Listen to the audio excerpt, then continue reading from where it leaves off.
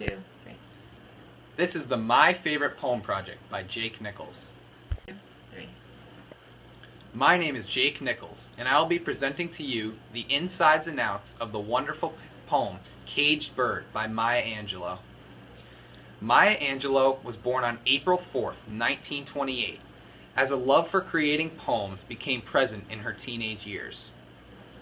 When living in Ghana, she met with Malcolm X and returned to America in order to help him rebuild his new organization of African American unity.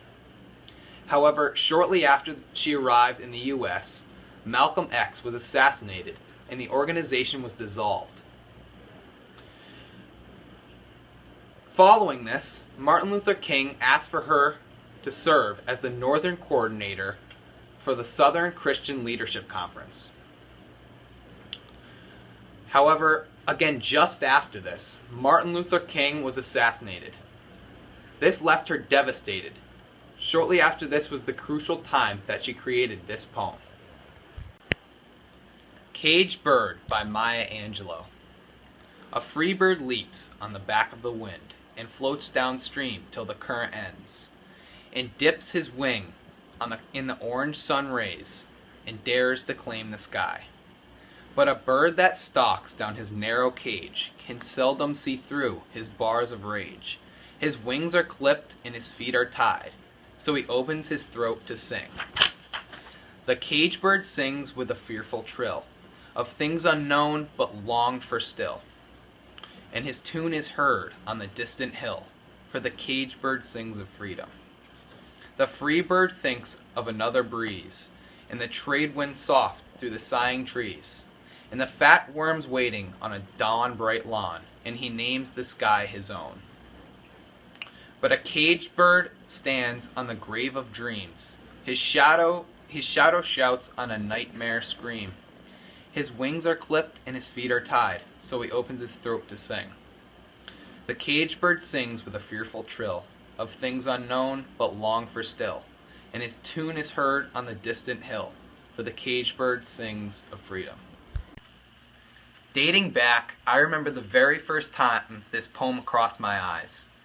By the title, it showed to have close to zero meaning, as it would to just about everyone. However, when I first read it, it seemed to click. First of all, I noticed it to be a great extended metaphor. Terms such as but and like throughout the poem reveal this. It shows a clear difference between a free bird and a trapped bird, or caged bird in this case. Reviewing this poem for the first time posed numerous questions for me, as I believe it would for everyone. I wondered why the poet would be directly comparing a free bird versus a trapped bird. This idea seems to be a bit odd, actually. After reading and working with it a couple times, the terms that the poet used seemed to pop out at me, and I began to look closer at certain terms throughout. Freedom is the word that I started to zoom in on primarily. I started to compare freedom with trapped, as presented by the other bird. I began to think of freedom and trapped. How could freedom compare with trapped? Or unable? Then I began thinking of our past.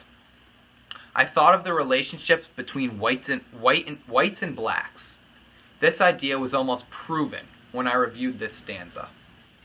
But a caged bird that stalks down his narrow cage can seldom see through his bars of rage. I saw this to be an illustration of the anger and frustration that blacks were forced to endure many years ago. When the stanza, "The free bird leaps on the back of the wind," showed up, this clearly showed that whites believed that they were superior to every other race in the Americas at this time. This is how I interpreted this poem. The rough relationships between whites and blacks, typically the whites controlling the blacks' lives. As many would know, everyone wants freedom. However, no matter what they did, most blacks in our past could not gain that freedom that they wanted. Maya Angelou developed this poem to show people how they felt. They were trapped. They could not get out, while other people were just out there controlling almost everything. These people were the whites. Times have changed, but not everything has changed. There's still the occasional racial slur, and this is the reason that I chose this poem. Many of the friends that I have today appear to be black.